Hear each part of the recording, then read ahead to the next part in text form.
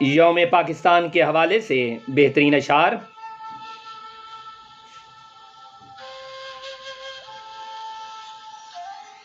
मैं अपने ख्वाब से कटकर जीऊं तो मेरे खुदा उजाड़ दे, मेरी मट्टी को दर बदर कर दे।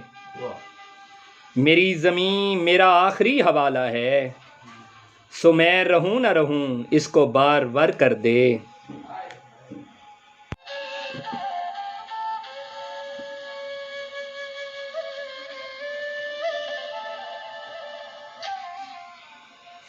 हजारों फूल से चेहरे झुलस के खाक हुए, भरी बहार में इस तरह अपना बाग जला।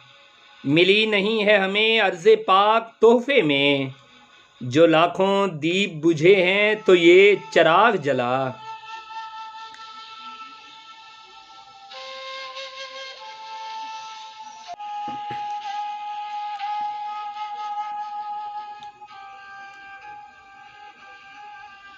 हम भी तेरे बेटे हैं, ज़रा देख हमें भी, ए खाके वतन तुझसे शिकायत नहीं करते।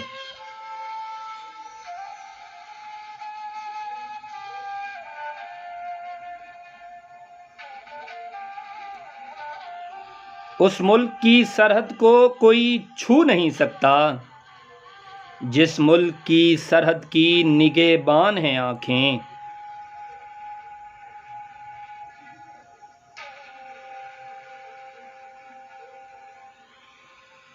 बराहे करम सब्सक्राइब कीजिए। शुक्रिया।